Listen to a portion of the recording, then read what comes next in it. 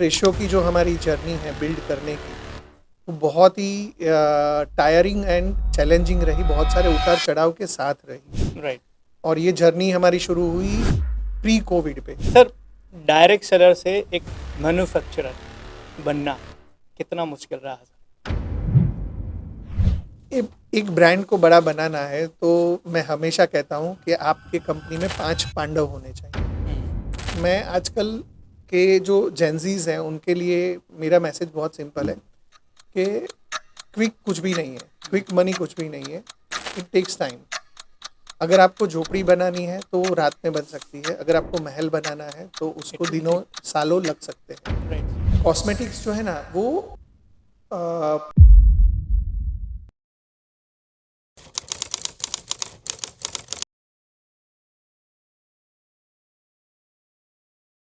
कैसे दोस्तों, फिर से हाजिर हूँ एक नए सुपर गेस्ट के साथ। आज मैं आपकी मुलाकात एक ऐसे इंसान से करवाऊंगा जिनको देखकर हमने सीखा, स्पेशली मैंने सीखा। मैंने मेरी लाइफ का कहीं ना कहीं हर एक चीज़, चाहे वो बोलना हो, चाहे वो संभलना हो, चाहे वो कहे बात करना हो, चाहे वो कपड़े पहनना हो, सारी चीज़ें हमने उनसे सीखी है। तो आज मैं आपकी मुलाकात मेरे मेंटर, मेरे गुरु सुमित लाठिया सर से करवाऊंगा। Thank you so much sir. नमस्कार। Thank you so much sir, आप हमारे पॉडकास्ट पे आए और बहुत दिन से इच्छा थी कि आपसे मिलना और आपसे बातें करना है। सर, बहुत सारे लोग जो शायद आपको नहीं जानते होंगे, मैं तो आपको बहुत अच्छे से जानता हूँ। तो उन लोगों के लिए एक आपका छोटा सा इंट्रोडक्शन कि आप कौन हैं और कहाँ से आपने अपने जर्नी की शुरुआत अ, नाम आपने बता दिया, नाम Sumit लाठिया। By profession right now मैं आई रन 4 बिजनेसेस, जिसमें दो गवर्नमेंट प्रोजेक्ट्स हैं। ऑनी रोज द स्पोर्ट्स क्लब के नाम से 2 स्पोर्ट्स क्लब में वर्क कर रहा हूँ एज अ फाउंडर। और इसके अलावा I have a cosmetic brand, plus I have a manufacturing unit कि जहाँ पे I help people launch their brands. So आज की डेट में ग्लोबली 300 से ज़्यादा ऐसे ब्रांड्स हैं जो हमारी टीम ने मिलके डिज़ाइन किए हुए हैं। और जर्नी के शुरुआत की बात करूं तो yes, before this journey I was a direct seller for 7 years, and before that I was a simple insurance adviser. Plus मैं अपने फादर को उनके बिजनेस में हेल्प करता था, जो water purification and mineral water का बिजनेस है, उसमें हेल्प करता था। ग्रेट।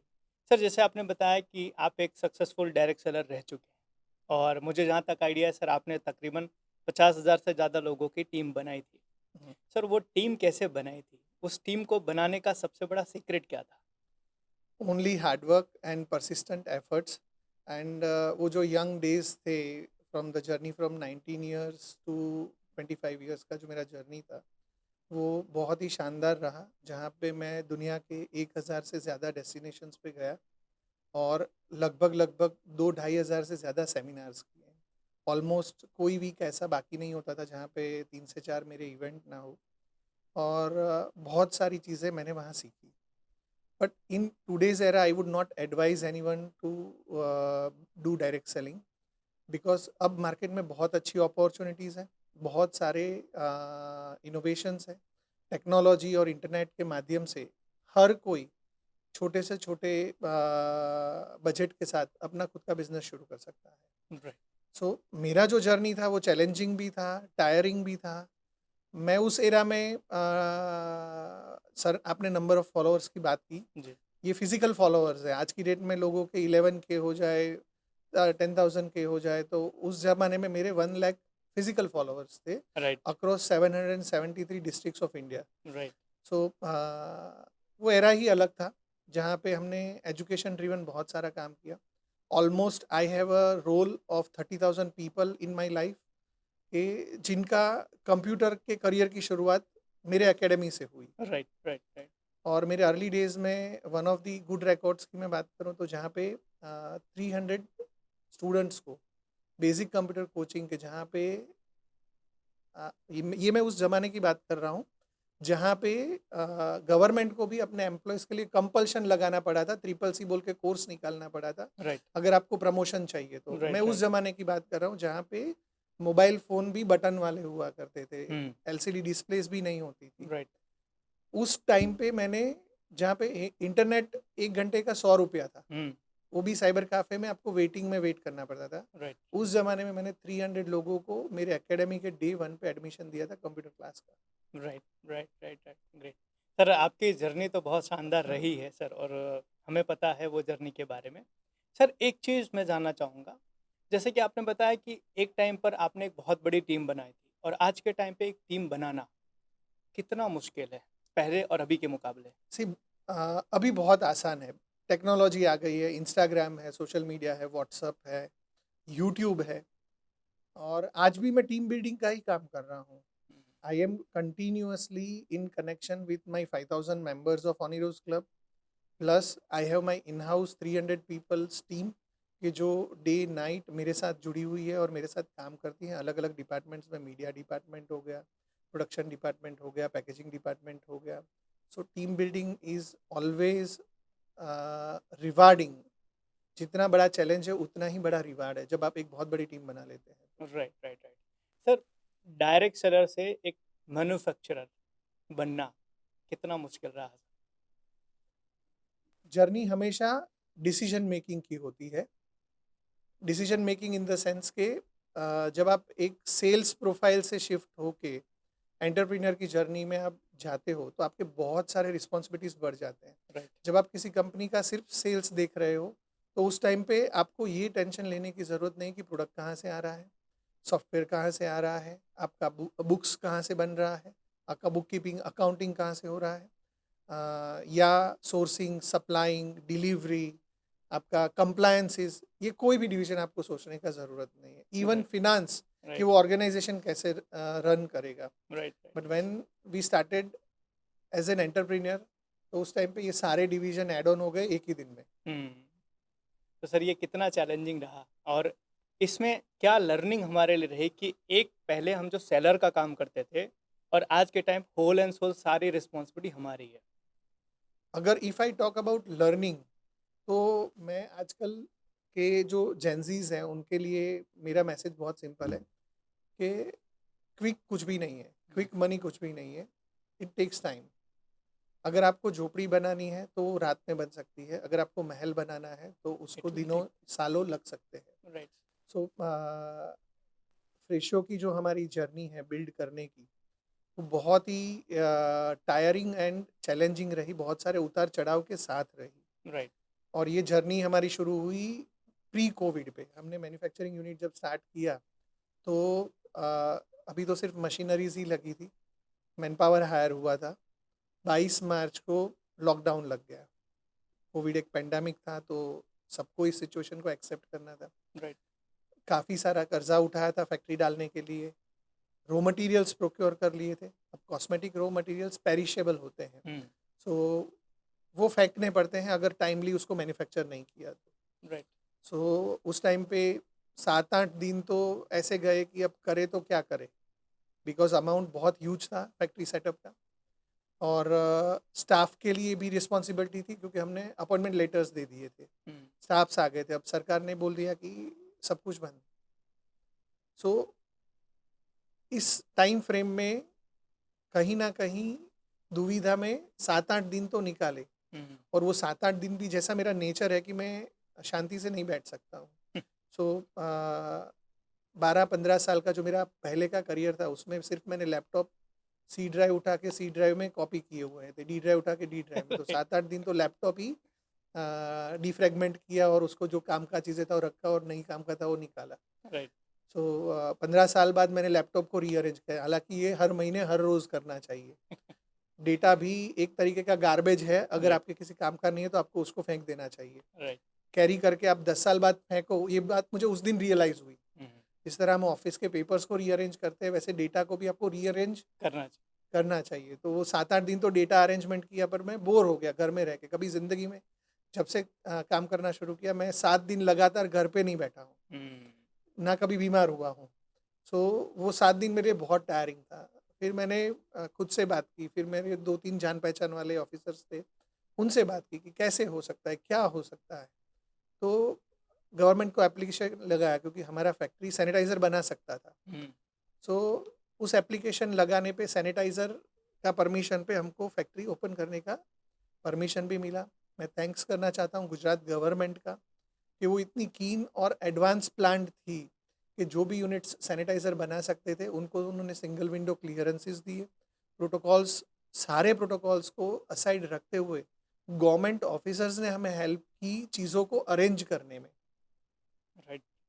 नॉर्मली क्या होता है कि हम फाइल सबमिट करते हैं, डॉक्यूमेंट्स वेरीफाई करते हैं, they collected our documents, they created everything in 24 hours, कि जो स्टैंडर्ड फ्रेमवर्क टाइम 30 डेज का है। लाइसेंस मिला, वी गवर्नमेंट हेल्प्ड अस कि वो लोग जिनको सैनिटाइज़र की ज़रूरत है उन लोगों को सोर्स करवाया। सैनिटाइज़र के टाइम पे अल्कोहल बहुत बड़ा चैलेंज हो गया था, शॉर्टेज हो गया था, राइट, राइट, तो government officers helped us to source the alcohol as well. Right, right, right. So एक एक जगह पे वो जो जर्नी था, उस जर्नी में गवर्नमेंट के बारे में सोचने का मेरा पूरा पर्सोना ही बदल गया, पुलिस के बारे में सोचने का पूरा पर्सोना ही बदल गया। राइट। मैं सैल्यूट करना चाहूँगा पुलिस डिपार्टमेंट का भी कि वो जो पहले कोविड के फर्स्ट लॉकडाउन के 90 डेज थे, उन 90 डेज में गवर्नमेंट कहीं ना कहीं हमारी गॉडफादर ही थी। पुलिस डिपार्टमेंट गॉडफादर ही था, बिकॉज मैं सूरत से बड़ौदा मेरे फैक्ट्री जाऊँ तो उस पूरे सफ़र के दौरान मुझे 2 पुलिस वाले मिलते थे एंट्री पे और 2 पुलिस वाले मिलते थे एग्जिट पे। पूरे नेशनल हाईवे पे कुछ नहीं था। उस टाइम पे हमारा बेली सिर्फ पुलिस था। और बहुत सारे इंसिडेंट्स ऐसे हुए जहाँ पे इवन छोटा दे व्हीकल अगर टायर पंचर हो गया है तो पुलिस अपनी वैन में बिठा के लेके जा रही है, टायर लेके वो ठीक करवा के फिर वापस गाड़ी लेके जा रहे हैं। तो they have done tremendous job. भले ही गवर्नमेंट को अप्रिसिएशन मिले या नहीं मिले, लोग कितना भी बुरा बोले, बट अभी की जो गवर्नमेंट थी उसने वो शानदार परफॉर्मेंस दिया जो शायद कोई और नहीं कर पाता। Right, right, right. सर, आगे बात करेंगे आपकी 2 चीज़ों के बारे में। एक आपकी जो कंपनी है फ्रेशियो और दूसरा एक ऑक्सीनाइन। इसके बारे में बताइए कि ये क्या है और क्या करती है? फ्रेशियो हर्बल्स हमने इसलिए ये फॉर्मेट इसलिए हमने बनाया बिकॉज बहुत सारे ऐसे लोग थे, या आने वाला टाइम हम जज कर पा रहे थे, स्मेल कर पा रहे थे कि स्किन केयर इंडस्ट्री में रिवॉल्यूशन का है। स्किन केयर इंडस्ट्री कुछ गिने चुने मल्टीनेशनल्स के हाथ में थी, जहाँ से एक टर्म वायरल हुई प्राइवेट लेबल या third party contract manufacturing, right. जो इंडिया में बहुत रेयर होती थी। उसमें then and current BJP government ने 4 चांद लगा दिए एक्साइज पॉलिसी को रिमूव करके जीएसटी में ऐड करने की वजह से। So earlier government of Gujarat से बहुत सारे मैन्युफैक्चरिंग यूनिट चले गए थे नॉर्थ इंडिया में। अच्छा। हिमाचल में, बद्दी में, एक्साइज फ्री जोन्स में। किसी को अगर स्किन केयर ब्रांड बनाना होता था तो उनको 12.5% एक्स्ट्रा एक्साइज भरनी पड़ती थी अगर उनका खुद का मैन्युफैक्चरिंग यूनिट नहीं है तो। अच्छा। हाँ। सो 2019 आते आते हम लोग भी पहले हरिद्वार, हिमाचल, बद्दी ये सब जगह पे ही हमारा ऑक्सीनाइन ब्रांड बनाते थे, बट एक गैप था जेन्युइन प्रैक्टिस का, एथिकल डॉक्यूमेंटेशन का। एक बॉटल के अंदर क्या इंग्रेडिएंट डला है वो आप एक पर्टिकुलर बॉटल को टेस्ट कर सकते हो, बट हर बॉटल को टेस्ट नहीं कर सकते हो। सो एक ट्रांसपेरेंसी का गैप था। सो उस गैप को हमने पकड़ा, आने वाली अपॉर्चुनिटी को कैच किया, और आज 300 से ज़्यादा ब्रांड्स हमारे पोर्टफोलियो का हिस्सा है, जिसमें ग्लोबल जायंट जो वर्ल्ड्स लार्जेस्ट हाइजीन कंपनी है इकोलैब, वो भी हमारे कस्टमर है। If you talk about Reliance Tira तो उनको भी हमने कंसल्ट किया हुआ है। शुगर कॉस्मेटिक्स या बहुत सारे ऐसे ब्रांड्स जो आज D2C ऑनलाइन में सक्सेसफुल एंड हाईली सक्सेसफुल है, they are one of our customers. Right. Plus almost 250 से ज़्यादा ऐसे स्टार्टअप्स हैं जिनके लिए Fresho herbals is a life line. Sir, इसके पीछे का ऑब्जेक्टिव क्या है? ऑब्जेक्टिव बहुत सिंपल है, स्किन केयर इंडस्ट्री को एथिकल एंड ट्रांसपेरेंट बनाना और कस्टमर तक जेन्युइन कॉस्मेटिक्स लेके जाना। अगर आप कोई भी नॉर्मल कॉस्मेटिक्स में आप देखने जाएंगे ना, फॉर एग्जांपल एलोवेरा जेल, तो वो एलोवेरा जेल 100% एलोवेरा नहीं है, उसमें 94% पानी होता है, 4% एलोवेरा होती है और 2% अदर इंग्रेडिएंट्स होते हैं। उसके हिसाब से वो aloe vera as an active ingredient बना के वो एलोवेरा जेल बोल के बेच रहे हैं। तो so sir, we have the purest form of aloe vera as well, या एज पर द कस्टमर डिमांड हम डोजेस को रेगुलेट करते हैं। सर ये जो इस तरीके से बेच रहे हैं, क्या इनके लिए गवर्नमेंट कोई एक्शन नहीं ले रही है? नहीं, गलत कुछ भी नहीं है, आप अच्छा। लिख के ही बेच रहे हो ना। अगर मैं 4% एलोवेरा बेच रहा हूँ तो 4% एलोवेरा, अगर मैं 94% एलोवेरा बेच रहा हूँ तो 94% aloe vera, there is nothing wrong in it. But मतलब एज ट्रांसपेरेंसी होना चाहिए, वो ट्रांसपेरेंसी में कहीं ना कहीं फ्रेशो हर्बल्स ने एक अच्छा रोल प्ले किया है। सर अभी रिसेंटली मैं एक वीडियो देख रहा था और उसमें एक चीज़ बहुत अच्छी बताई कि हम इंडियंस जो होते हैं वो कलर देखते हैं, वो अंदर का इंग्रेडिएंट क्या है उसके नहीं बारे में देखते पढ़ते हैं। नहीं है, देखते नहीं है। तो मतलब हम कहीं ना कहीं वो पीछे के जो लेबल है अगर उसको पढ़ना सीख जाएं तो शायद हम सही प्रोडक्ट हम उठा पाएंगे। हाँ और एक्चुअल में उसी का बेनिफिट आज कंपनीज ले रही हैं। हाँ जैसे बहुत जगह पर एक वीडियो वायरल हुआ था कि जैसे एक क्लीनर, टॉयलेट क्लीनर आता है तो उसमें बताता है 99% जेम्स मर जाते हैं, हाँ 99.9% जेम्स मर जाते हैं। तो उसमें वो चीज़ बताया कि जो 1% बच जाता है ना, वो एक्चुअल में उतना ही मरता है, बाकी 99% रह जाता मैं आपको एक एग्जांपल देता हूँ, हमारी इंडस्ट्री से बाहर का एग्जांपल देता हूँ। आपने इंटरनेट कितने साल से आप यूज़ कर रहे हैं, है। हो गए तकरीबन सर 10-15 साल हो गए। या उससे ज़्यादा? हाँ। यस। एमबी का क्या मतलब है? MB हाँ, नहीं पता। मेगाबाइट। हाँ, जो हम GB MB, हाँ राइट। जीबी, एमबी, हाँ, जीबी का क्या मतलब है? Gigabyte. Gigabyte. Right. Right. Right. So आपको कभी पता है कि बाइट की सिंबल क्या है? बाइट की सिंबल। कैपिटल बी है। हाँ। आज तक इंटरनेट कंपनीज ने कभी भी ये नहीं बताया कि वो एमबी का मतलब मेगा बीट है या मेगा बाइट है। आपने जितने भी एडवर्टीजमेंट देखे होंगे, जितने भी ब्रोशर्स देखे होंगे, जितने भी पब्लिकेशंस देखे होंगे, जितने भी टीवीसी एड्स देखे होंगे इंटरनेट कंपनीज के, वो मेगा बीट्स है, मेगा बाइट्स नहीं है। हम्म। इसका ये मतलब नहीं है कि इंटरनेट कंपनीज किसी के साथ गलत कर रही है। बट हम सही समझ नहीं पा रहे हैं। आप सही समझ नहीं पा रहे हो, वो तो लिख के बेच रहे हैं, एम कैपिटल होता है और बी स्मॉल होता है। Hmm. So small B is bit hmm. Computer की भाषा में, और big B is byte. Byte. Right. So अगर आप 10 जीबी इंटरनेट खरीद रहे हो तो वो 10 गीगा बाइट नहीं है, 10 गीगा बीट बीट। है। और बीट और बाइट का क्या डिफरेंस है? एक byte is equal to 8 beats.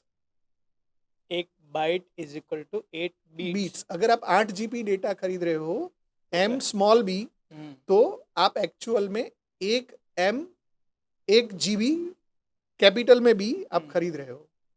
Hmm. So her company, her industry के अंदर अपने मार्केटिंग क्लेम्स के हिसाब से प्रोनाउंसिएशंस लिखिए। कस्टमर की अवेयरनेस आज के इस टेक्नोलॉजी के ज़माने में बढ़ी है। सो आज का कस्टमर स्मार्ट हुआ है, इसीलिए वो genuine and ethical practising companies को ही फॉलो करता है। और जहाँ पे आपने टॉयलेट बाउल क्लीनर का एग्जांपल दिया, तो दुनिया का कोई भी टॉयलेट बाउल क्लीनर है ना, इवन आप पानी से भी वॉश करोगे ना तो क्लीनिंग तो होगा ही। राइट। जब when it comes to germs killing, तो पहला तो what is the definition of germs for every individual. Gujarat में अलग डेफिनेशन है, महाराष्ट्र में अलग है, पंजाब में अलग है, हर जगह अलग है। सो ये बहुत ग्रे एरिया है किसी भी कंपनी के बारे में ये बोलना कि उसने गलत क्लेम दिया, या बहुत ही राइट है कि यार वो कंपनी ये रॉन्ग मार्केटिंग कर रही है। ये बहुत लंबा और बहुत बड़ा सब्जेक्ट है। राइट। अगर मैं कंपनीज के एंगल पे देखूंगा तो एमबी और एमबी में कोई फर्क नहीं होगा, ऐसा कस्टमर का मानना है। बट कंपनी के लिए वो 8 गुना का फर्क है। तो पहले से ही स्मॉल बी लिख के ही बेच रही है। बट हमें वो चीज़ पता नहीं है इसलिए हाँ, तो हम कंपनी ने झूठ थोड़ा बोला। राइट, मतलब हमारी अवेयरनेस की कमी है। हाँ मतलब जो मार्केट के अंदर आज जो लोग प्रोडक्ट बेच रहे हैं वो पूरी चीज़ें बता के ही बेच रहे हैं, हाँ, बट एग्जैक्टली उसके मीनिंग क्या होते हैं, उसके मतलब क्या होता है वो हमें नहीं पता है। हम लेबल को पढ़े बगैर खरीद रहे हैं, सिर्फ खुशबू, ढक्कन खोला। पता नहीं हमारे इंडियंस के यहाँ ना सेंसोमीटर लगा होता है, तो जैसे ही कोई कॉस्मेटिक पकड़ेंगे ना तो सीधा यहाँ लगाएंगे, फिर राइट सीधा कहाँ लगाएंगे, नाक यहाँ। पे। पता नहीं कौन सा बैरोमीटर लगा है कि आप खुशबू तुरंत ही सूंघ लोगे, राइट। या क्या ही लगाया हुआ है डिवाइस भगवान ने यहाँ पे। राइट। और यही चीज़ हमारे इंडिया में देख के और सूंघ के पता हाँ, करते हैं और बाहर जो होता है पढ़ के पता करते हैं। यस। सो लेबल के बैक साइड पे पूरा डिटेलिंग लिखा हुआ होता है कि उसके लिस्ट ऑफ इंग्रेडिएंट्स क्या है, वो इंग्रेडिएंट्स के कोई साइड इफेक्ट है या कोई प्रिकॉशंस है तो वो भी लिखे होते हैं। एमआरपी का कॉस्ट इवैल्यूएशन भी वहाँ पे अब तो गवर्नमेंट लिखने लगी है, जो ग्लोबली कहीं नहीं लिखते हैं। हमारे इंडिया में वो बहुत अच्छा प्रैक्टिस है राइट राइट। कि पर ग्राम वैल्यू क्या है, ताकि आप ग्राम टू ग्राम कंपेयर कर पाओ। ग्रेट, बढ़िया, बहुत बढ़िया सर। सर ऑक्सी9 एसेंशियल के बारे में। ऑक्सी9 अगेन इंडिया का पहला ऐसा ब्रांड कि जिसने इंडिया को पैराबिन फ्री प्रोडक्ट्स गिफ्ट किए। ये ब्रांड मेरा पैराबिन फ्री ट्रेडमार्क को होल्ड करता है। पैराबिन क्या है सर? पैराबिन प्रोडक्ट की सेल्फ लाइफ में डाला जाने वाला एक प्रिजर्वेटिव है, जो वर्ल्ड लेवल पे जब हमने ऑक्सी9 स्टार्ट कर रहे थे तो हमने बहुत सारे कंट्रीज घूमे। इंडिया में कम से कम 21 मैन्युफैक्चरिंग सिटीज़ घूमे अच्छा। जो कॉस्मेटिक्स बनाते हैं। और बहुत सारे ब्रांड्स, बहुत सारे प्रोडक्ट्स को स्टडी करने के बाद हमने पाया कि एक प्रोडक्ट के अंदर उस प्रोडक्ट की शेल्फ लाइफ को बढ़ाने के लिए एक इंग्रेडिएंट यूज होता है, पैराबिन। पैराबिन पेट्रोलियम फैमिली का इंग्रेडिएंट है, like methyl paraben, propyl paraben, isopropyl paraben, butyl paraben, pentyl paraben, benzyl paraben, ऐसे मल्टीपल ऑफ पेट्रोलियम फैमिली के ये प्रोडक्ट्स हैं जो जिसको प्रोडक्ट में डालने से उसकी सेल्फ लाइफ बढ़ती है, राइट, एज अ प्रिजर्वेटिव काम करते हैं। अब पहले के ज़माने में क्या था कि पूरे बॉडी के ऊपर पूरे दिन भर में हम शायद 1 या 2 प्रोडक्ट्स यूज़ करते थे। आज नाखून का अलग प्रोडक्ट है, आईब्रो का अलग प्रोडक्ट है, अंडर आई का अलग प्रोडक्ट है, कान का अलग प्रोडक्ट है, फेस का अलग प्रोडक्ट है। बॉडी के जितने फंक्शनल एलिमेंट्स जो डिस्प्लेएबल है वो सब का अलग प्रोडक्ट है। राइट। कम से कम 236 कैटेगरी में स्किन केयर, हेयर केयर के प्रोडक्ट्स है। एक बॉटल में कितना प्रिजर्वेटिव डालना है ये आप कंट्रोल कर सकते हो, बट एक ह्यूमन पूरे दिन के दौरान कितने प्रिजर्वेटिव यूज करेगा ये ना किसी गवर्नमेंट के हाथ में है, ना किसी ब्रांड के हाथ में है। So it is safe to be paraben free. अति किसी चीज का सही नहीं होता है। बिल्कुल सही। सो अगर आप परमिसिबल लिमिट में पैराबिन यूज कर रहे हो तो वो हार्मफुल नहीं है। आज की डेट में बहुत सारे ऐसे ब्रांड्स हैं जिनको ये तक नहीं पता है कि वो पैराबिन फ्री क्यों बेच रहे हैं। असली रीजन ये है पैराबिन फ्री बेचने का कि जब आपके कस्टमर को पता ही नहीं है कि उसको कितना प्रोडक्ट यूज करना है, तो it is better to be paraben free. तो हमारी जो ऑक्सी9 ब्रांड है वो it is a paraben free product since 2011। मतलब अगर इसको कोई ओवर यूज भी कर लेता है तो उसको कोई भी किसी तरीके का कोई नुकसान जरूरत नहीं है ओवर यूज की, बट करता भी है तो कोई साइड इफेक्ट नहीं, कोई साइड इफेक्ट नहीं है। सो यूएस के अंदर 2012 के अंदर एक सर्वे हुआ 160 ऐसी फीमेल्स के ऊपर जिनके ब्रेस्ट में कैंसर पाया गया था। ये डेटा पबमेड में भी अवेलेबल है और बहुत सारे पब्लिक डोमेन में ये आर्टिकल्स अवेलेबल है। वो कैंसर सेल्स को जब उन्होंने इवेल्युएट किया लेबोरेटरी के अंदर, तो उनके अंदर कुछ डिसरप्टर्स पाए गए। जो डिसरप्टर्स को इवेल्युएट किया तो वो थे पैराबिन्स। अच्छा। हाँ, पैराबिन एक नॉन डिसॉल्वेबल मटेरियल है। कुछ हमारे जो बॉडी एलिमेंट्स है उसके अंदर नॉर्मली हम कुछ भी हमारे बॉडी पे लगाते हैं तो अगले 26 सेकंड के अंदर हमारे ब्लड स्ट्रीम को वो टच कर सकता है। अगर वो डिसॉल्वेबल है, अगर आप पानी डालते हो तो वो एब्जॉर्ब होता है। अच्छा। सो वो पैराबिन्स कहाँ से मिले? जब ये स्टडी हुआ तो वो थे सनस्क्रीन, हमारे cosmetics, colour cosmetics, face products. तो वो पर्सपीरेशन के थ्रू फीमेल्स के लिम्फ नोड्स तक चले जाते थे। अगर मिल्किंग फीमेल है तो वो बाहर निकल जाते थे वेस्ट के थ्रू, बट अगर नहीं है तो वो वहाँ क्लॉट क्रिएट करते हैं और फिर फ्यूचर में वो आगे बहुत सारे कॉम्प्लेक्स क्रिएट कर देते हैं। सो उस टाइम पे यूएस ने पैराबिन्स को बैन किया। फिर एंटायर यूरोपियन यूनियन में paraben as a preservative not allowed है। वियतनाम ने 15 जुलाई 2015 को, सॉरी 30 जुलाई 2015 को एक साथ 22,000 ब्रांड्स को बैन कर दिया। वियतनाम ने बिकॉज ऑफ पैराबिन। बट कहीं पे भी उसका डिटेल्ड डिसेक्शन नहीं था। इवन 1 अप्रैल 2015 को गवर्नमेंट ऑफ इंडिया ने भी मेरी सहेली मैगजीन और टाइम्स ऑफ इंडिया में नेशनली ये एडवर्टीजमेंट दी कि पैराबिन फ्री प्रोडक्ट्स यूज करो। पैराबिन हार्मफुल नहीं है बट उसको अवॉइड करो यूज करना, बिकॉज आपको नहीं पता है या गवर्नमेंट को नहीं पता है या मैन्युफैक्चरर्स को नहीं पता है कि आप ह्यूमन बॉडी पे कितना प्रोडक्ट्स यूज़ कर रहे हो। Right, so everywhere there is an awareness, but still it is safe to be paraben free. Right. Normally और एक प्रोडक्ट में 100 ग्राम में 0.8 mg डाला जाता है। तो सर, ये जितनी भी आज भारत के अंदर प्रोडक्ट बना रही हैं, क्या वो ये चीज़ बताती हैं कि हम पैराबीन फ्री हैं या नहीं हैं? बताते हैं, वो उनके डिस्क्रिप्शन में लिखा डिस्क्रिप्शन होता में है। भी है। आप इंग्रेडिएंट्स में पीछे पढ़ोगे तो मिथाइल पैराबेन, प्रोपाइल पैराबेन आपको चेक करना है। अगर वो नहीं है तो आपका प्रोडक्ट पैराबिन फ्री है। राइट, मतलब अगर कोई भी प्रोडक्ट हम लेने जाते हैं तो हम ये चेक करें कि उसके अंदर पैराबीन है या नहीं है। अगर नहीं है तो वो आपके लिए सेफ ज़्यादा है yes, compare to other products. Yes. Great, बढ़िया। सर, जब एक आप और एक और ऐसा फ्लो है, हम्म आप ml और ग्राम का डिफरेंशिएशन आपको नहीं पता होगा। हमारे लिए 100 gram is equal to 100 ml, right. But वो पानी के केस में सही है। हम्म अगर आप 100 ग्राम पेट्रोल लेने जाओगे तो वो 70 ml ही है। हम्म सॉरी, 100 ml पेट्रोल लोगे ना तो वो 70 ग्राम ही है। इसलिए पेट्रोल लीटर में बिकता है। हाँ, राइट, राइट, ठीक राइट। है।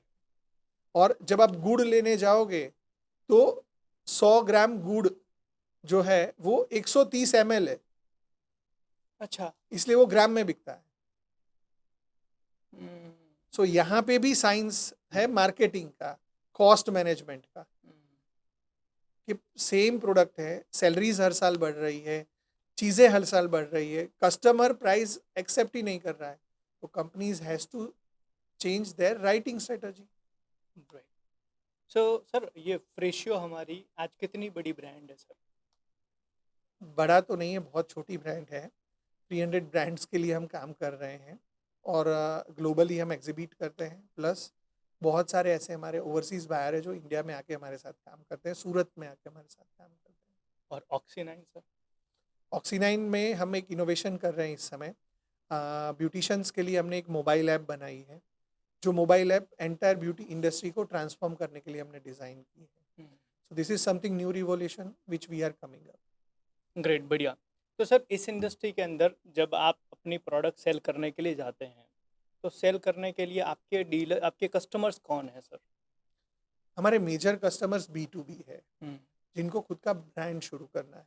मतलब कोई भी अगर स्किन केयर इंडस्ट्री के अंदर आना चाहता है और अगर उसको बहुत ज़्यादा उसके बारे में मैन्युफैक्चरिंग का नॉलेज नहीं है, तो अगर वो फ्रेशियो से कांटेक्ट करता है तो वो फ्रेशियो उनको पूरा ब्रांड स्टार्ट करने में पूरा कंसल्ट पूरा करेंगे, पूरी एंड टू हेल्प। एंड हम हेल्प करते हैं, starting from their idea. Cosmetics जो है ना वो प्रोडक्ट बाद में है, पहले कहानी है। राइट, पहले कहानी खरीदते हैं हम, बाद हम्म में हम प्रोडक्ट खरीदते हैं। राइट, दुनिया का कोई भी कॉस्मेटिक ब्रांड आप देखो, वो एक कहानी के आसपास घूम रहा है। जैसे आप एम कैफेन को देखोगे ना तो पूरा ब्रांड उन्होंने कॉफ़ी के आसपास बनाया है। अगर आप वाव को देखोगे ना तो वो रेड अनियन के आसपास खेल रहे हैं। ऐसा आप वीको वज्रदंती को देखोगे ना तो वो टर्मरिक के आसपास है। आप लक्स को देखोगे ना तो वो रोज के आसपास घूम रहा है। आप लीरील को देखोगे ना तो वो लेमन के आसपास घूम रहा है। सो हर ब्रांड के पीछे उसकी कहानी है, कस्टमर कहानी खरीदता है, वो उस कहानी को अपनी ज़िंदगी से रिलेट करता है और बाई करता है। तो हमारी शुरुआत होती है कहानी बनाने से।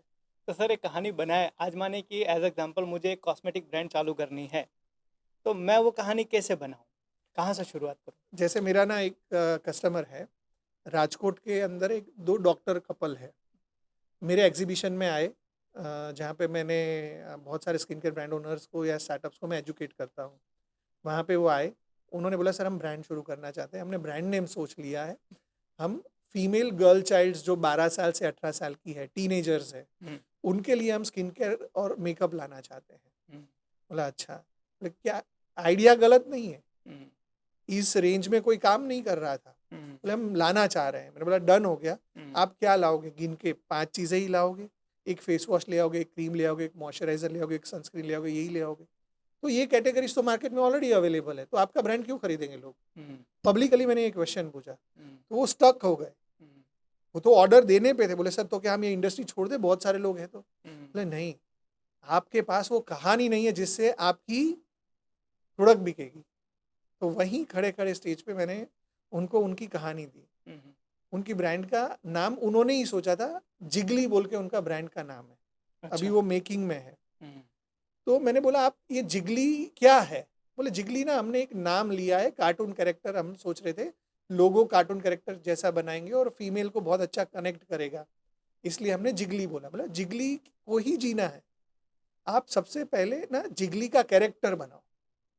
जिगली सुबह खाने में क्या खाती है, सुबह नाश्ते में क्या करती है, जिगली कैसे कपड़े पहनती है, जिगली के दोस्त कैसे हैं, जिगली को क्या अच्छा लगता है, क्या बुरा लगता है, जिगली के मूड स्विंग्स क्या है, इसके ऊपर पूरा एक कार्टूनिस्ट कैरेक्टर बनाओ, उसके ऊपर पूरा एक किताब बनाओ और उस किताब को आप वायरल करो।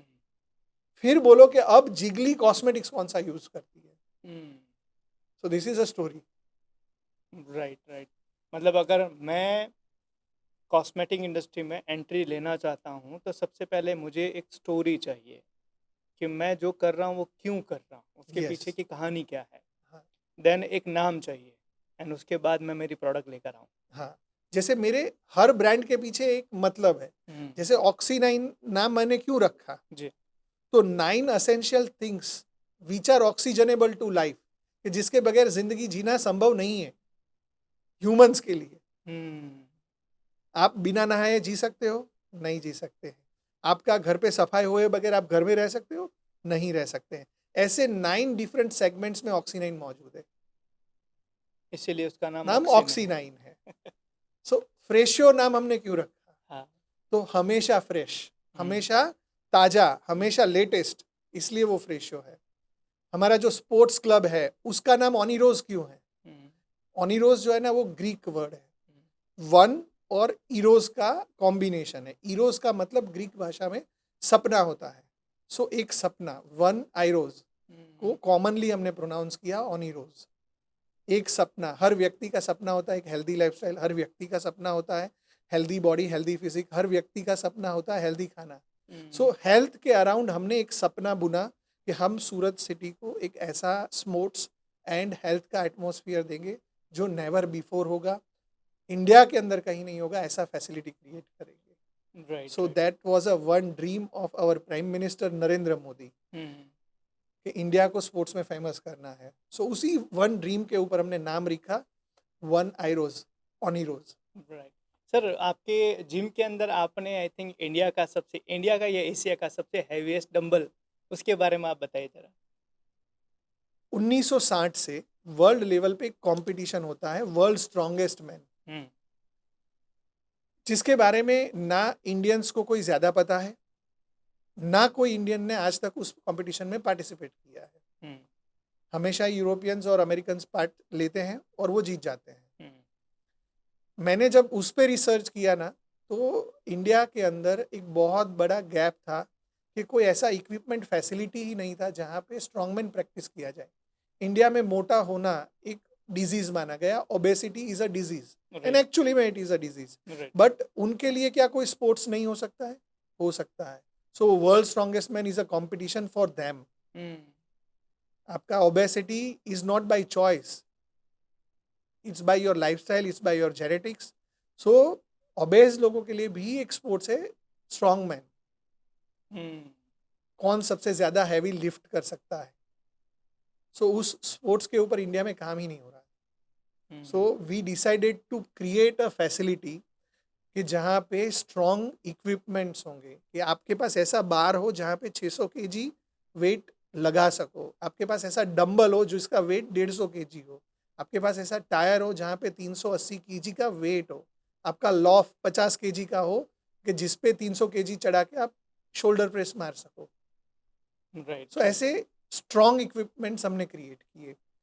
जब मैंने ये प्रपोजल गवर्नमेंट को दिया तो बोले गुजराती तो हमारे फाफड़ा जलेबी खाने वाले क्या ये उठाएंगे? मैंने बोला सर चिंता मत करो, आएंगे। And today we have 11 time Asia strongest man and 4 time world champion as our fitness mentor in ऑनिरोज। ग्रेट। सो पहले अंडा आया या मुर्गी, तो पहले तो आपको फैसिलिटी क्रिएट करनी पड़ेगी तब चैंपियंस बनेंगे। Right right right. सो वो हमारे देन प्राइम मिनिस्टर का विजन था, आज के हमारे होम मिनिस्टर हर्ष संघवी जी का भी वो विजन था कि स्पोर्ट्स में गुजरात का नाम हो। So we are on it. Great sir, बढ़िया बढ़िया। सर एक ब्रांड को बड़ा बनाने के लिए सबसे इम्पोर्टेंट चीज़ क्या है? एक ब्रांड को बड़ा बनाना है तो मैं हमेशा कहता हूँ कि आपके कंपनी में 5 पांडव होने चाहिए। 5 पांडव, 5 पांडव मतलब क्या? सो वो आपके लिए पांडवों के नाम बोलना बहुत आसान है कि युधिष्ठिर, भीम, अर्जुन, नकुल और सहदेव। सहदेव।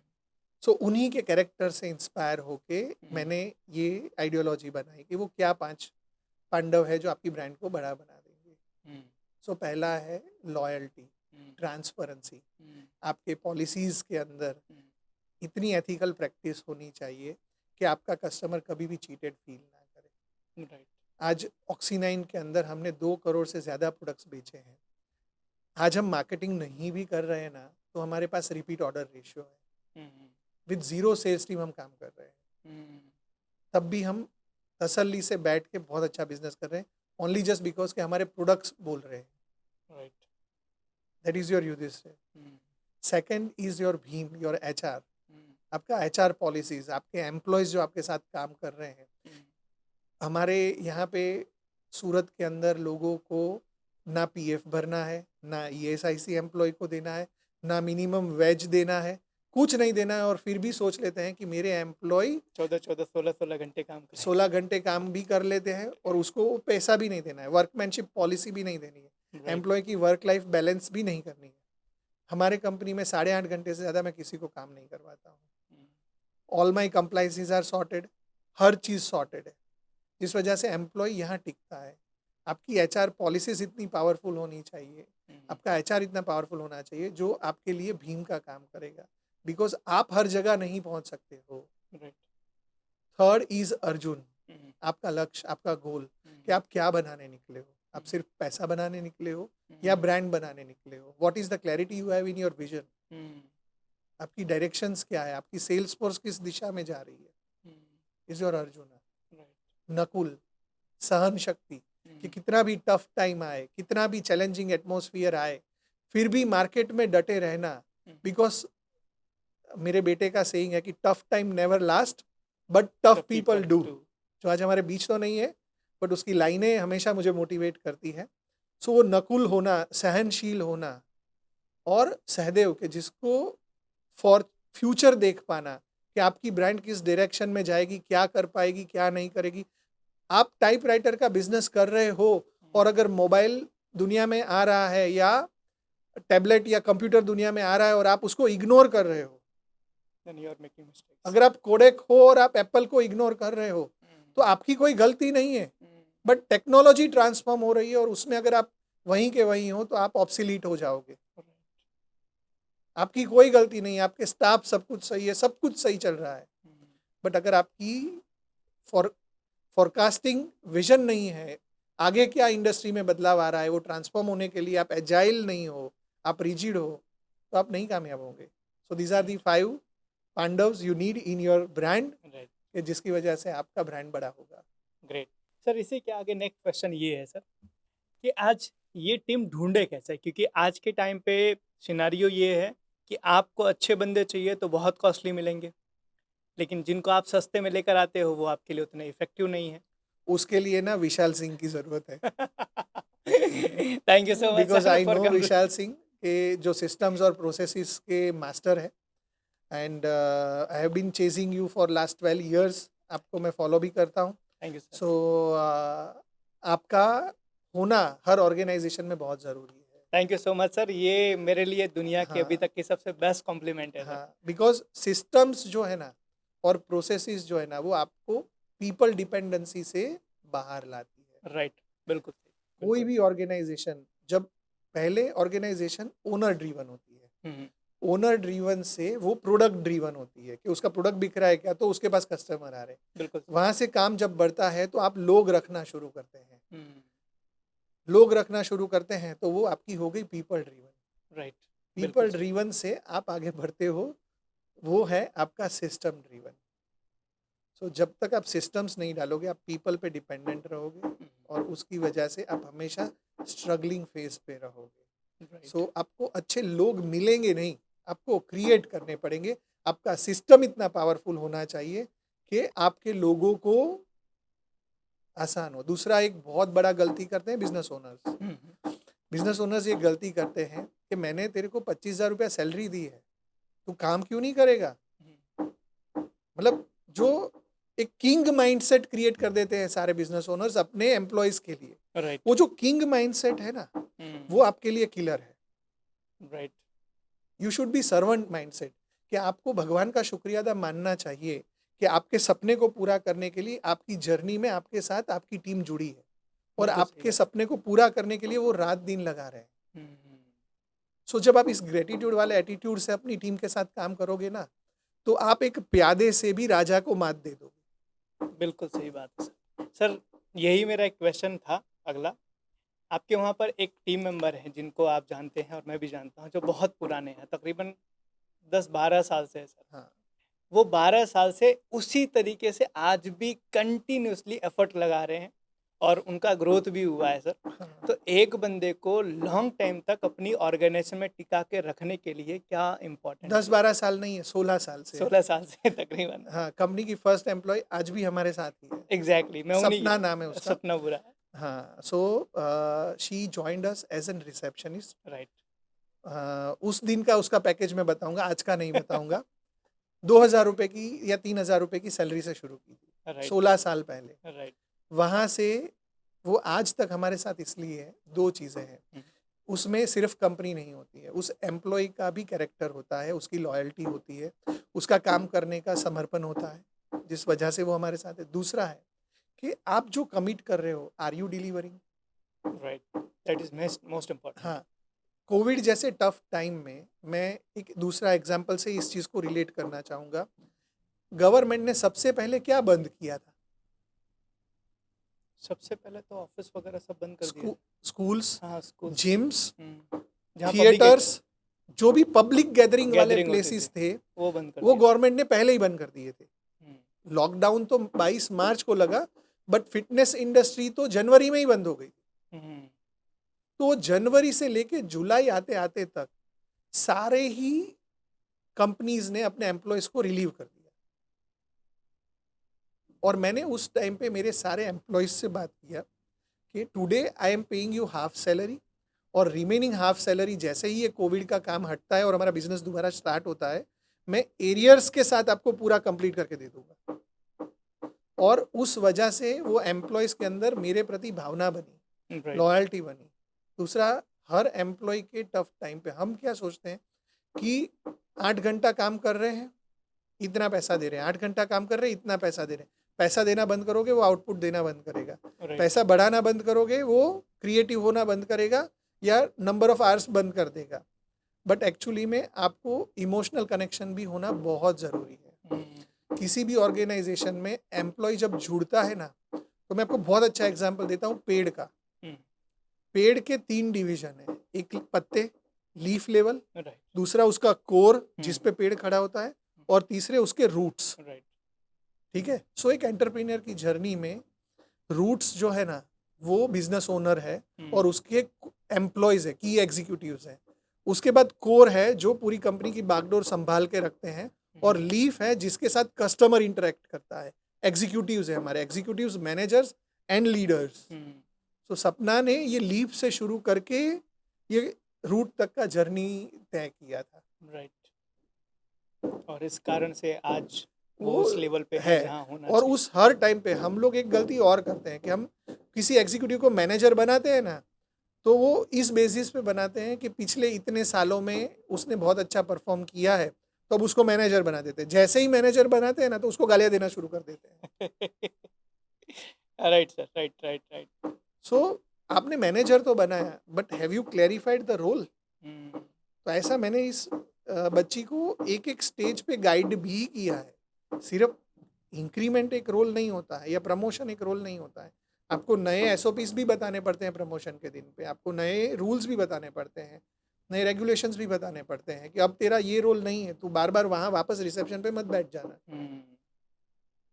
मतलब वो कहीं से क्लियरिटी देना, निकलने के लिए, कहीं पे जाने के लिए कहीं से निकलना पड़ता है, जरूरी।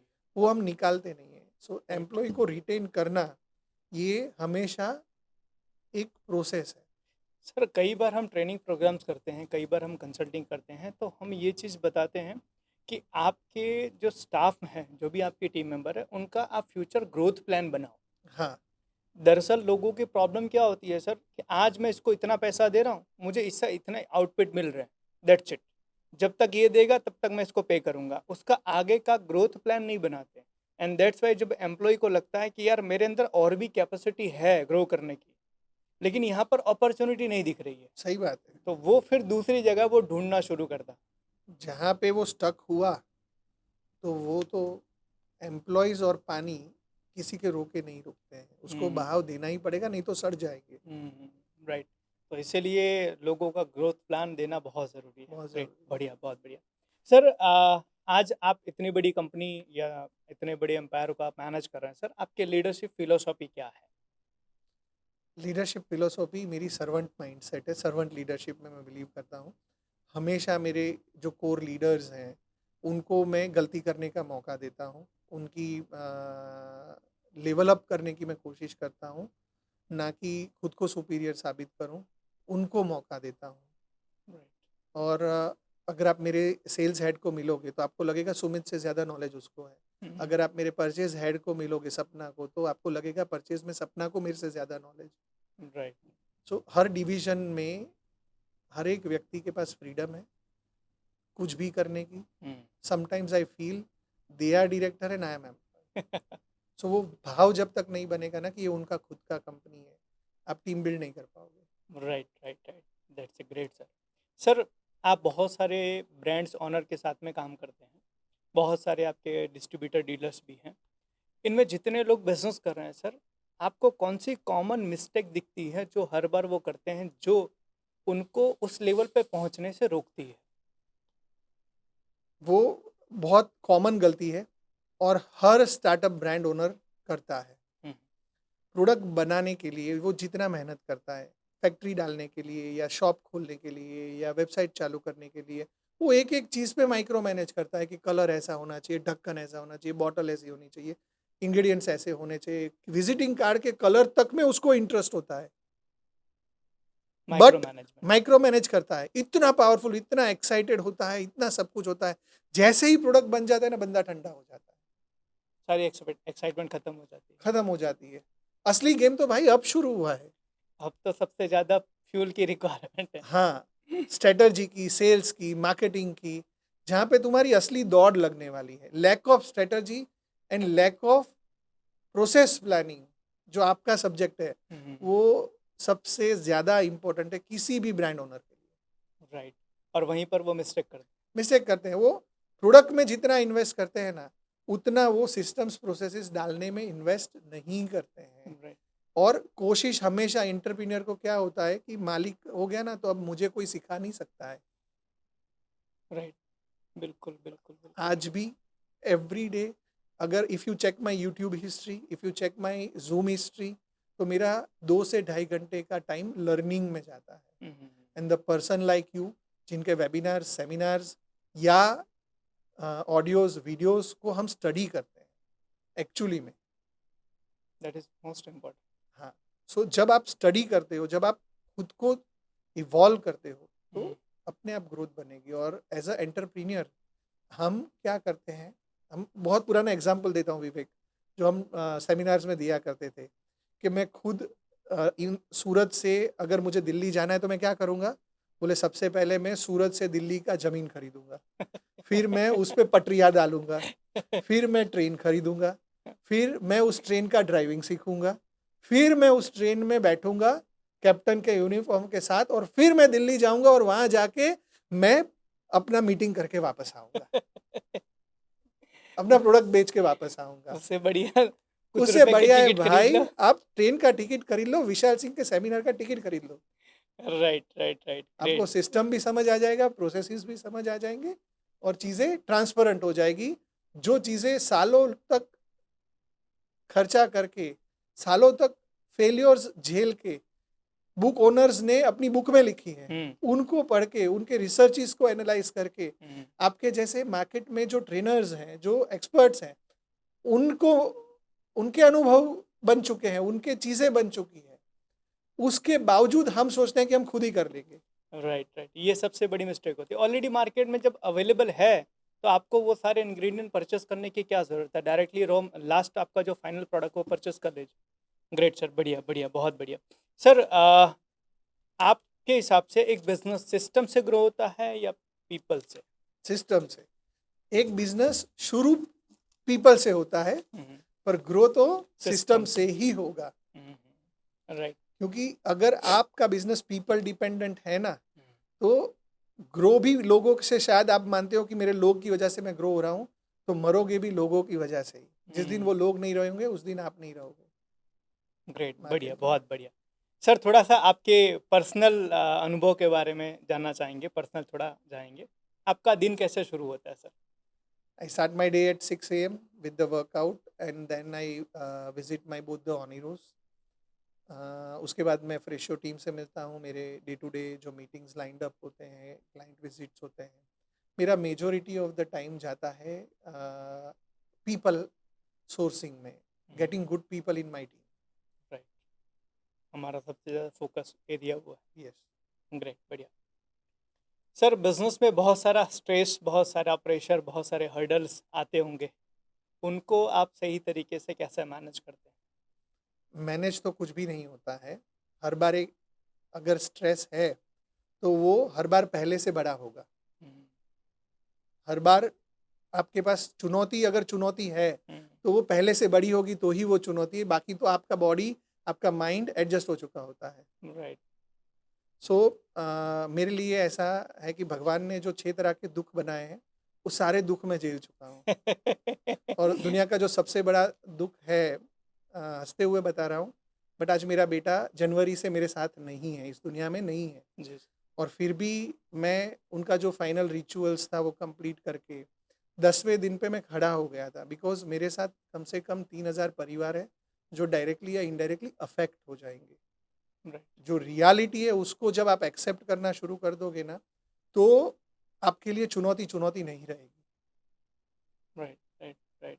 और मेरे गुरु ने हमेशा बताया है कि जब आपका टफ टाइम आता है ना, तभी आपकी असली पहचान होती है कि are you going to break, और आप एक नया इतिहास बनाने वाले हो। राइट, कोरोना के टाइम पे हमारे पास ऐसे अनगिनत अपॉर्चुनिटीज़ थे कि हम गिव अप कर सकते थे कि नहीं यार छोड़ दे, दूसरा कुछ ढूँढ लेते हैं, दूसरा कुछ कर लेते हैं, इतना हेडेक क्यों पालना, साबुन शैम्पून क्यों खुद बनाना, जब एक बॉटल ठीक से हम सोर्स नहीं कर पा रहे थे और हम फैक्ट्री डालने चलने पड़े। यहाँ पे अब उस बॉटल के लिए हमें 28 इंग्रीडिएंट सोर्स करने हैं, हुँ, 28 तरह के लोगों से हेडेक करना है। But no, never say die attitude. जब आपके स्ट्रेस, आपके स्ट्रगल्स, आपकी एंजाइटीज़ आपके ऊपर हावी होने की कोशिश करती है ना, तो आप हमेशा खुद को एक लाइन बोलो कि आपके वो स्ट्रेस, एंजाइटी या स्ट्रगल बड़ी है या आपका सपना बड़ा है। Right, that is most important. Great sir. Sir आपकी ज़िंदगी का कोई एक ऐसा प्रिंसिपल जिसमें आपने कभी कंप्रोमाइज़ नहीं किया? Never say die, never say die attitude, कि हार नहीं मानना। हुँ, ग्रेट सर, बढ़िया। सर आपकी सफलता की परिभाषा क्या है? हार्ड वर्क, परसिस्टेंट एफर्ट, और बस पीपल्स चॉइस बने रहना। Even after aggressiveness sir, even after aggressive nature, अगर मैं गुस्सा भी कर देता हूँ तो जाके मैं खुद ही सॉरी बोलता हूँ। ग्रेट, बढ़िया। सर अगर आज आप अपने 20 साल पुराने सुमित लाटिया से मिले, तो उससे क्या सलाह लेंगे? लेंगे या देंगे? लेंगे या देंगे? देंगे कि भई आज आपका जो एक्सपीरियंस है ऑन बेस कि 20 साल के सुमित लाठिया जो मिले, तो उनको आप क्या कहेंगे कि ये चीज़ कैसे करो? मेरे ना, मैं कुछ स्क्रीनशॉट्स आपको शेयर करूँगा मेरे बेटे के, हुँ, जो हमने मिलके उसके सपने बनाए थे। हुँ, सो ज़िंदगी ना एक ही बार मिलती है। आफ्टर लाइफ क्या है ना, हमको नहीं पता है। राइट, सो ये 20 से 40 का जो सफ़र होता है ना, हुँ, वो इंसानी ज़िंदगी का सबसे खूबसूरत समय होता है। और क्योंकि 1 से 20 तक तो हम माँ-बाप की सुनते हैं, राइट, टीचर्स की सुनते हैं, डंडे खाते हैं, पढ़ाई में बिज़ी रहते हैं, कहीं पे भी कोई फ्रीडम नहीं होता है, हुँ, बिल्कुल रोबोटिक चलते हैं। 20 से 40 की जो उम्र होती है ना, वहीं पे रिस्पॉन्सिबिलिटी शिफ्ट होती है। हुँ, आपके पेरेंट्स रिटायर होते हैं, आप जो अभी तक स्पून फीडिंग में जी रहे थे, अब आपको खुद से खाना प्रोक्योर करना है, राइट। आपको खुद कमाना है, तब हम्म, आप खा पाओगे। आपकी शादी होती है, मतलब आपके ऊपर नई रिस्पॉन्सिबिलिटी का बर्डन आता है। आपके बच्चे आते हैं तो आपका बर्डन वो और बढ़ता है। Burden in the sense of responsibility. बच्चे कभी बर्डन नहीं होते हैं, बट एक जिम्मेदारी आपके ऊपर आ जाती है। सो ये हर ट्रांसफॉर्मेशन जो होता है ना इंसान की जिंदगी में, वो 20 से 40 के दौरान होता है। राइट। सो मैं उस सुमित को कहना चाहूंगा कि खुल के जियो, टेक रिस्क, हर साल रिस्क को बढ़ाते जाओ, अपने इनकम को वेरीफाई करो, be accountable, be loyal to everyone, और अच्छा ना कर सको तो बुरा ना करो। ग्रेट, बढ़िया। सर, इस पॉडकास्ट को ख़त्म करने से पहले सर, मैं चाहूँगा एक बार आर्यमन के बारे में हम बातें करें। सर, सबसे अच्छी बात आर्यमन की। आर्यमन का कोई दुश्मन ही नहीं है। मैं आर्यमन की एक छोटी सी जिस्ट बताऊंगा। ही वॉज अ ब्लेस्ड चाइल्ड। मैं क्यों आज इतना स्टेबल हूँ, क्योंकि भगवान ने जब आर्यमन को मुझे गिफ्ट किया तो मैंने भगवान को कभी नहीं पूछा कि मुझे ही क्यों चुना। तो जब वो गया तो मैं भगवान को नहीं बोल सकता हूँ कि मेरे से क्यों लिया। He was a rare child. उसने अपनी ज़िंदगी को खुल के जिया है। दुनिया के 21 देशों को वो घूमा है। उसका एक बहुत अच्छी एग्जाम्पल मैं आपको देना चाहूँगा। हांगकांग के अंदर 2013 में मैं हांगकांग गया था। वहाँ हांगकांग में एक अम्यूज़मेंट पार्क है। उस अम्यूज़मेंट पार्क के बाहर, जैसे अपने यहाँ कैसा फॉरेनर्स आते हैं तो अपन सेल्फी लेने की कोशिश करते हैं उनके साथ कि one photo please, one photo please. तो आर्यमन वॉज सो फोटोजेनिक उस टाइम पे। लगभग 4-5 साल का तो कितना ही होगा। उस बच्चे की एक लेडी ने, चाइनीज़ लेडी ने जिद किया कि मेरे को इससे फ़ोटो लेनी है। अच्छा। हाँ, बहुत ही अट्रैक्टिव था। तो उस लेडी के इस इंसिडेंट को आर्यमन भी भूल गया है, मेरा परिवार भी भूल गया है, मैं भी भूल गया हूँ। कोविड के बाद 2022 में हम लोग नॉर्वे घूमने गए। 2023 में हम नॉर्वे घूमने गए। नॉर्वे के अंदर हम एक हाईवे पे एक स्मॉल ब्रेक था, जहाँ पे नॉर्वे में तो क्या है कि रोड साइड पे गार्डन, सिटिंग एरिया, आप बैठ के चाय पानी कर सकते हो, वॉशरूम्स होते हैं, बच्चों के लिए खेलने के एरियाज होते हैं, आप यू कैन रिलैक्स आपके लॉन्ग ड्राइव को ईज करने के लिए। तो 3 दोस्त हम नॉर्वे घूमने गए थे फैमिली के साथ। तो हम तीनों दोस्त आपस में बैठ के बातें कर रहे हैं, खाना खा रहे थे। जो फीमेल्स थी वो एक अलग एरिया में बैठ के अपनी मस्ती में थी, बच्चे पार्क में खेल रहे थे। उतने में एक लेडी के साथ आर्यमन भागा भागा हमारी ओर आ रहा है, और जितना मैं उसको जानता हूँ, मैंने बोला साला उसने कुछ फिर से लोचा किया होगा, कुछ तो उस, और फॉरेन के, यूरोप के लॉज तो बड़े स्ट्रिक्ट है। Right, right. सो मैंने बोला कुछ तो लफड़ा हो गया। तो हम तीनों दोस्त भागे भागे उसकी ओर गए, वो हमारी ओर आ रहा था। वहाँ गए ना तो आर्यमन मुझे उसकी वो पुरानी फोटो दिखा रहा है, 13 साल पुरानी फोटो या 10 साल पुरानी फोटो दिखा रहा है कि पापा ये आंटी बोल रही है कि ये हमें ना हांगकांग में मिली थी, और वो आर्यमन को देख के एक बार में पहचान गई। Great. It takes 30 seconds for Aryaman to start conversation to anyone. Ice breaking नाम की चीज ही नहीं थी उसके अंदर, वो किक स्टार्टर था।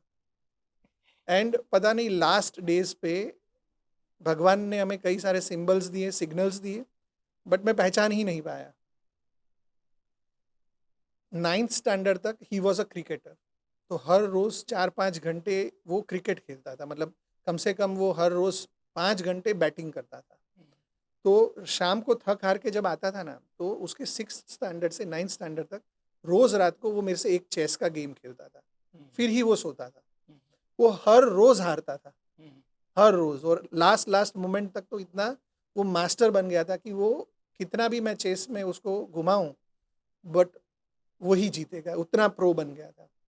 बट जैसे ही उसने चूज़ किया कि पापा अब मुझे क्रिकेट नहीं खेलना है और मुझे पढ़ाई में आगे जाना है, मुझे डॉक्टर बनना है, तो उसी दिन उसने मेरे घर के सारे मोबाइल्स में से, उसके खुद के मोबाइल में से गेम डिलीट कर दी। सारे गेम्स डिलीट कर दिए। घर के किसी भी लैपटॉप, फ़ोन, कहीं पे टीवी में कोई जगह पे कोई गेम्स नहीं है। अचानक से उसके एक्सपायर होने से पहले वाले बुधवार को रात को, मैं एक ही दिन सऊदी अरेबिया से आया था, रात को 9 बजे आता है, बोले पापा आपके साथ ना आज चेस खेलनी है। मुझे क्या पता है कि वो सैटरडे रहने ही नहीं वाला है। उसी दिन दोपहर को बैठ के मेरे कोई दोनों में से किसी बच्चे ने कभी ज़िंदगी में चाय कॉफ़ी नहीं पी है। सो 9th स्टैंडर्ड तक उसने कभी नहीं टेस्ट किया था, बट 9th स्टैंडर्ड के वैकेशन में वो मनाली गया तो पिकनिक में दोस्तों से उसको कॉफ़ी का एक हैबिट लगा। फिर भी उसको समझाया, बोले तुझे पीनी है ना? बोले हाँ, बट हफ्ते में एक बार। तो एवरी सैटरडे उसकी मदर और वो दोनों बच्चे झूले पे बैठ के कॉफ़ी पीते हैं। बट इस सैटरडे वो नहीं रहने वाला था ना, तो उसने वो कॉफ़ी ना बुधवार को पी, उसकी मदर के साथ। बुधवार के ही दिन उसने अपने सारे passwords, it is strange but true, मेरी आंखों के सामने उसने मेरी वाइफ को बोला कि मम्मी मैं शायद भूल जाऊंगा पढ़ाई के टेंशन में, आप मेरा व्हाट्सअप का पासवर्ड लिख लो, इंस्टाग्राम का पासवर्ड लिख लो, मेरे जीमेल का पासवर्ड, मेरे कॉलेज आईडी का मतलब स्कूल आईडी का पासवर्ड, जितने भी जगह पे उसके अकाउंट थे सारे पासवर्ड उसने डायरी में लिखवाए। All the best things which he can do with my family members, वो उसने हर एक को एक लॉयल मेमोरी दी। अपने भाई के लिए how to become a doctor बन के पूरा एक लेटर लिखा है उसके लास्ट बर्थडे पे। मेरी वाइफ को गरबा बहुत अच्छा लगता है और मुझे उतना ही नहीं अच्छा लगता है। मैंने कभी, I am not a garba person, तो उसने उसके लिए लास्ट गरबा में 9 दिन गरबा खेलने के लिए उसने उससे पहले गरबा सीखे, even after having a 12th board, और 9 दिन वाइफ के साथ उसने ट्यूनिंग किया और वो रोज गरबा खेलने गया है। समवन हैज सेड कि मेरी मदर को डोसा बहुत अच्छा लगता है, ऐसा उसने कहीं से सुन लिया। तो लास्ट वीक जब वो जाने वाला था उसने मेरी मम्मी के साथ बैठ के बात किया, बा आप कल सुबह डोसा बनाओगे और मुझे आपके हाथों से खाना है। और बाकायदा मेरी मदर से वो डोसा का वो बैटर बनवाया, सब्ज़ी बनवाया, चीज़ें बनवाया, वो खड़ी नहीं रह सकती है, उसको किचन के ऊपर प्लेटफॉर्म पे बिठा के उसने वो डोसा बनवाया और उसके हाथ से खाना खाया। ऐसे अनगिनत मेमोरीज। मेरे भाई की वाइफ के साथ उसने एक मेमोरी छोड़ा कि आंटी आपका और मेरा तो कोई फ़ोटो ही नहीं है, लेट्स हैव अ फ़ोटो। पता नहीं उसको पता लग गया होगा कि वो जा ही रहा है। ग्रेट। बहुत ऐसे पॉडकास्ट बहुत लिमिटेड है तो मैं ज़्यादा नहीं बोल सकता हूँ, but he is a rare person with the rare identity, never say die attitude, again उसके अंदर सेम, बट मेरे से बहुत ज़्यादा। पूरी की पूरी फैमिली ने लास्ट श्रावण मंथ रखा उसके कहने पे, बिकॉज मेरी मम्मी को श्रावण में बिलीफ है, हमको भी है, but she has a strong conviction. मेरी मम्मी और उसने पूरा श्रावण कंप्लीट किया। मैंने 5 दिन पे छोड़ दिया, अथर्व ने 7 दिन पे, किसी ने 10 पे, किसी ने 12 पे, वो पूरा Shravan complete. Tough fighter. Great. Great, बहुत बढ़िया सर। मतलब सर एक चीज़ है, भले आज हमारे बीच में आर्यमन नहीं है बट उसकी बहुत सारी यादें हैं। बहुत सारी मेमोरीज है, एंड आई फील कि जब आप इस दुनिया में नहीं रहते हो, मैंने वो दिन भी देखा, वो नज़ारा भी देखा मेरी आंखों के सामने, कि जब आप लोगों के लिए जीते हो, तो उस लास्ट डे पे जब मैं सूरत नहीं था इस इंसिडेंट के दिन पे, तो सूरत के बीएपीएस हॉस्पिटल के बाहर 5,000 लोग मौजूद थे। राइट। दैट शोज कि भाई वो कितना वैल्यूएबल पर्सन। शायद। ऑब्वियसली सर, क्योंकि कोई भी आज के समय में इतना टाइम हाँ, किसी के पास नहीं है सर कि लोग अपना समय और निकाल जब के। तक मैं नहीं पहुंचा तब तक वहां से एक बंदा नहीं हिला है। All my friends, families, relatives, मेरे बिजनेस में जो मेरे साथ इन्वॉल्व है, मेरे customers, every one was there, Sumit को छोड़ के।